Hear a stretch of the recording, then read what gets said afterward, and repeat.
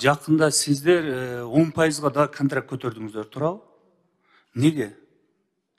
Себеп? Себеп буга чейин сиздер билесиздер, 3 жыл бою президенттин указы боюнча контрактлардын бардыгына мораторий жарыяланган. Анан дээрлик ушул жогорку жана орто кесиптик билим берүү окуу жайлардагы иштеген адистердин айлыктары өтө төмөндөп, материалдык техникалык базасы төмөндөп кеткен. Анан ушул мына 3-чү жылы мораторий алынып салынды. И ошонун негизинде жана контракттын суммасындагы. Рахмат дечкен, мен түшүндүм да, негизинен колдойм.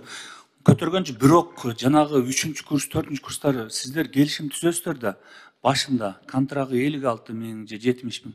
Бүгүнкү күндө ошол мыйзамдуу 10% аларга кошконго.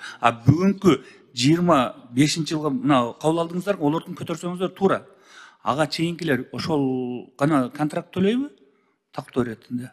Жок, ушул жылдан баштап. Баарына кошулатпы? Быйылкы жылы 3-чү курс, 2-чү курс айырма жок. Жаңы окуу жылдан баштап анан көтөрүлөт. Окуу аткандар. Курстардын баарына. Ооба. Рахмат.